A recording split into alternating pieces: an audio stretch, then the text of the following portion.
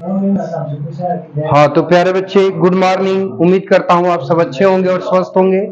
मैं आप सभी लोगों का मेहरा इंग्लिश वाला नामक यूट्यूब चैनल पर दिल से स्वागत, हार्दिक अभिनंदन करता हूं। तो प्यारे बच्चे, पिछली वीडियो में हम लोगों ने प्रीपोजिशन की डिफिनीशन और उसके एग्जाम्पल वगैरह को देखा था। अब इसमें हम लोग देखने जा रहे हैं करेक्ट यूजेज ऑफ प्रीपोजिशंस, मतलब प्रीपोजिशंस के सही प्रयोग। उसमें पहला है यूज ऑफ एट। ठीक है, तो एट का पहला रूल क्या होता है कि एट का प्रयोग पर के अर्थ में आसपास या अगल बगल के भाव को व्यक्त करने के लिए किया जाता है। ठीक है, तो अब जैसे ध्यान से समझिएगा, देखिए कह रहा है कि ही इज स्टैंडिंग, वह खड़ा है। ही इज स्टैंडिंग, वह खड़ा है। अब क्या बचा प्यारे बच्चे, दरवाजे पर, at the stand, at the door, दरवाजे पर। तो कोई व्यक्ति ठीक दरवाजे पर तो खड़ा रह नहीं सकता है, इसका मतलब दरवाजे के आसपास या अगल बगल खड़ा है। तो आसपास या अगल बगल के भाव को व्यक्त करने के लिए और पर के अर्थ में किसका प्रयोग हो गया है, एट का। ठीक, फिर कह रहा है कि she is sitting at the well, वह कुएं पर बैठी हुई है।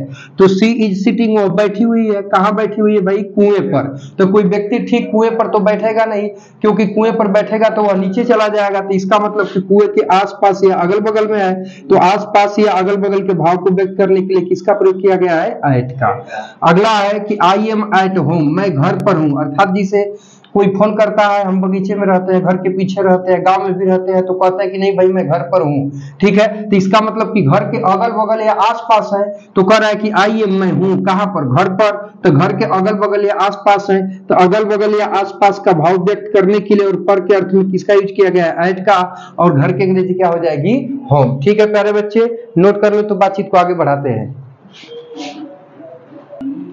हाँ तो प्यारे बच्चे, अब देखिए आगे बढ़ते हैं। तो ऐट का अगला रूल है कि ऐट का प्रयोग में आब्लिक पर, ठीक है, जहां पर अधिकांश में देता है, पर कम देता है। तो ऐट का प्रयोग में आब्लिक पर के अर्थ में छोटे स्थानों के नाम के पहले किया जाता है। यानी बात अगर छोटे स्थान के नाम की करेगा और उसके पहले में या पर का अर्थ दे रहा होगा, तो में या पर की अंग्रेजी के लिए ऐट प्रीपोजिशन का प्रयोग किया जाएगा। ठीक है बाबू, ध्यान से समझिएगा। देखिए कह रहा है कि ही लिव्स एट जंगीपुर, वह जंगीपुर में रहता है। ठीक है, तो ही लिव्स वह रहता है। अब क्या बचा, जंगीपुर में। तो अभी जंगीपुर किसी छोटे स्थान का नाम है, इसलिए अभी हमें की अंग्रेजी क्या लग जाएगी, एट। तो एट जंगीपुर। ठीक है, अब देखिए कह रहा है कि आई लिव एट रौजा, मैं रौजा पर रहता हूं। ठीक है, तो अब रौजा, आई लिव मैं रहता हूं, अब कहां रहता हूं भाई, तो रौजा पर। तो रौजा किसी छोटे स्थान का नाम है, तो अभी यहाँ पर की अंग्रेजी क्या हो जाएगी, एट, और रौजा की मीनिंग क्या हो जाएगी, रौजा। ठीक है प्यारे बच्चे, इसको नोट कर लो तो फिर बातचीत को आगे बढ़ाते हैं।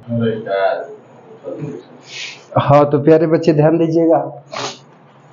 अब जो है कि ऐट के अगले रूल की तरफ बढ़ेंगे। तो रूल नंबर थर्ड है। रूल नंबर थर्ड क्या कह रहा है कि ऐट का प्रयोग पर आब्लिक में के अर्थ में समय के भाव को व्यक्त करने के लिए किया जाता है। यानी अगर कहीं पर में या पर का अर्थ दे रहा हो और समय का भाव व्यक्त कर रहा हो, तो वहां पर में या पर की अंग्रेजी के लिए ऐट का प्रयोग किया जाएगा। जैसे देखिए कह रहा है कि I will reach there at 5 o'clock, 5 बजने पर मैं वहां पहुंच जाऊंगा। तो आई विल रीच देयर, मैं वहां पहुंच जाऊंगा। अब क्या बचा, 5 बजने पर। तो पर की अंग्रेजी प्यारे बच्चे यहाँ क्या हो जाएगी, एट। ठीक है, और 5 बजे की अंग्रेजी 5 o'clock। देखिए सबसे बड़ी चीज होता है सेंस। सेंस को हमेशा ध्यान दीजिएगा कि भाव कैसा दे रहा है। पर के और में के अर्थ में तो बहुत सारा प्रीपोजिशन लगेगा, लेकिन सेंस कौन सा है उस चीज को ध्यान देना पड़ेगा। ठीक है, अगला एग्जांपल है कि ही कम्स हियर, वह यहाँ आता है एट 5 AM, 5 बजने पर। तो ही कम्स हियर, वह यहाँ आता है एट 5 AM, 5 बजने पर। तो 5 बजे किसका भाव व्यक्त करा रहा है, समय का। तो अब यहाँ 5 बजने पर कर रहा है, तो पर की अंग्रेजी क्या लग जाएगी, एट। ठीक है, तब इसको नोट कर लीजिए तो फिर बातचीत को आगे बढ़ाते हैं।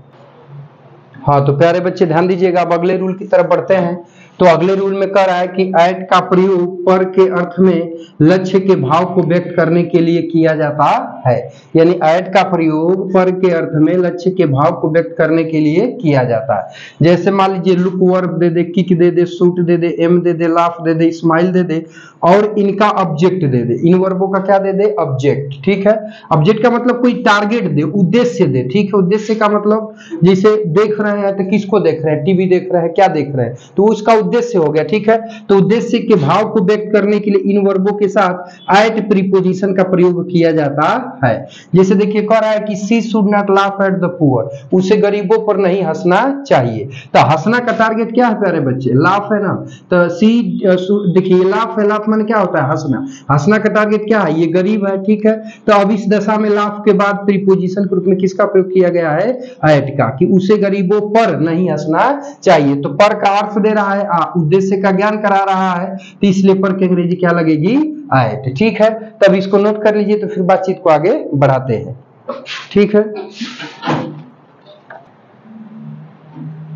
हाँ तो प्यारे बच्चे अब ध्यान दीजिएगा, अगला रूल है, रूल जो भी हो, कर एट का प्रयोग पर आब्लिक में के अर्थ में उम्र या चरण के भाव को व्यक्त करने के लिए किया जाता है। तो देखिए उम्र तो समझ में आ रही होगी, लेकिन चरण का मतलब समझ लीजिए। तो पुराने जमाने में एक पैमाना होता था कि व्यक्ति की सामान्य आयु 100 वर्ष मानी जाती थी, और उसमें 25-25 वर्ष के 4 चरण बने हुए थे, ठीक है। पहला 1 से 25 था, दूसरा 25 से 50, तीसरा 50 से 75 और 75 से 100।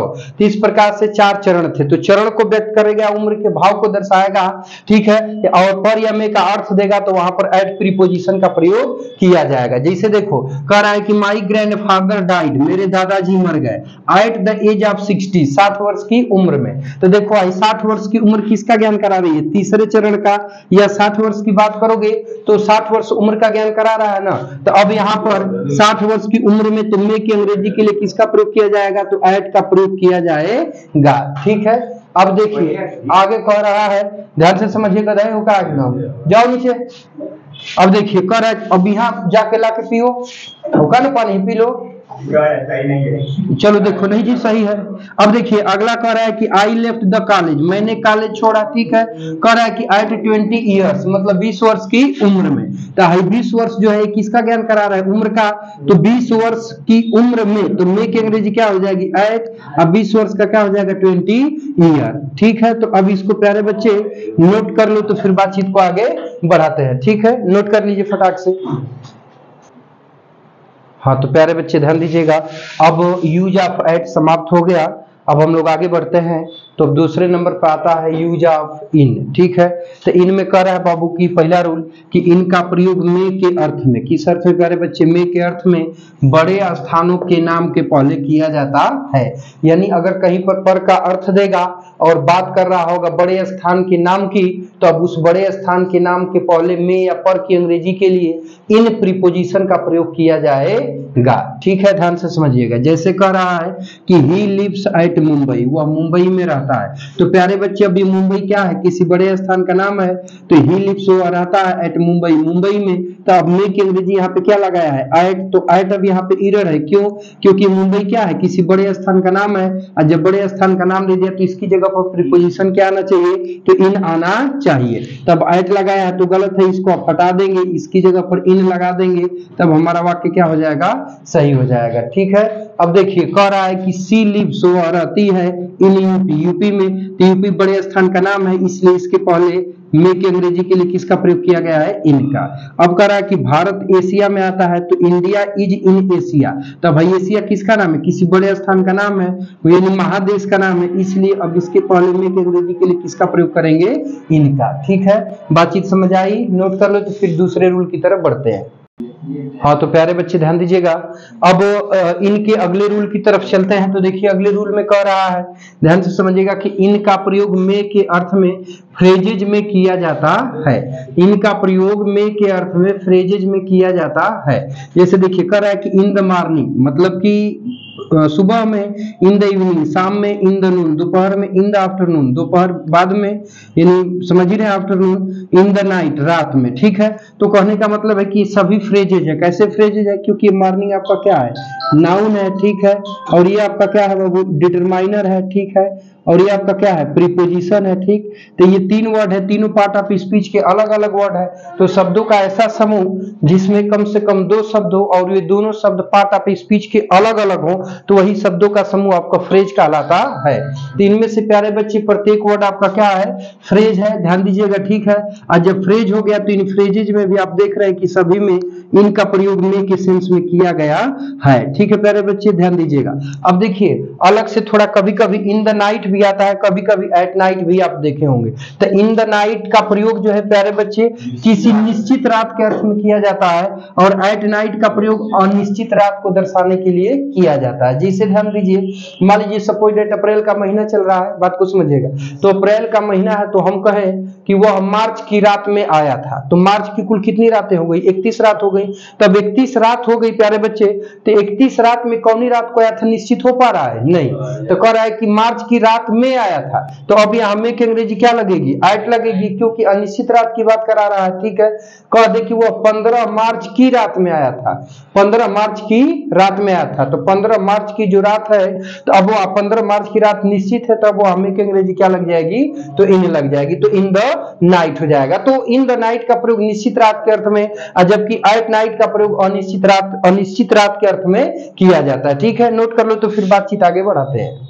हाँ, तो प्यारे बच्चे अब ध्यान दीजिएगा, बातचीत को आगे बढ़ाते हैं। तो देखिए, अब जो है कि हम लोग देख रहे हैं कि इनका प्रयोग में या के अंदर के अर्थ में निम्नलिखित शब्दों के पहले किया जाता है। जैसे in the world, in the sky, in the room, in the rain माने वर्षा, in the house, in the bus, in a letter, in a town, in prison, in a newspaper, in a street, in church. ठीक है प्यारे बच्चे, तो कह रहा है कि इन शब्दों के पहले में या के अंदर के अर्थ में इनका प्रयोग किया जाता है। अब जैसे में देखिए, जैसे कह दे कि वी लिव, ध्यान दीजिएगा, वी लिव, ठीक है, हम रहते हैं इन द वर्ल्ड, मतलब संसार के अंदर। तो अब यहाँ के अंदर या में के अंग्रेजी के लिए किसका प्रयोग किया गया है प्यारे बच्चे? तो इन प्रीपोजिशन का प्रयोग किया गया है। जैसे मान लो प्यारे बच्चे कह दे कि कार के अंदर 25 यात्री बैठे हुए हैं, तो 25 पैसेंजर्स आर सिटिंग, ठीक है, आर सिटिंग। अब में की अंग्रेजी क्या लग जाएगी? इन। ठीक है, तो अब यहाँ पे इन हो जाएगा, और कार का हो जाएगा द कार। ठीक है, ध्यान दीजिएगा, तो इन द कार हो जाएगा। ठीक है प्यारे बच्चे, तो इसको नोट कर लो, तो फिर बातचीत को आगे की तरफ बढ़ाते हैं। ठीक है, हाँ, तो प्यारे बच्चे ध्यान दीजिएगा, इस वीडियो में बस हम यहीं तक रहने दे रहे हैं। अब मिलते हैं हम लोग नेक्स्ट वीडियो में। तो प्यारे बच्चे, अगर वीडियो इन्फॉर्मेटिव लग रहा हो, अच्छा लग रहा हो, तो कमेंट बॉक्स में कमेंट करके जरूर बताइएगा। यदि अच्छा लग रहा हो तो चाहो तो इसको लाइक और शेयर कर सकते हो। ठीक है प्यारे बच्चे, अब मिलते हैं हम नेक्स्ट वीडियो में, तब तक के लिए टेक केयर, बाय बाय। और मैं तहे दिल से यह वीडियो देखने के लिए आप लोग का बहुत बहुत धन्यवाद।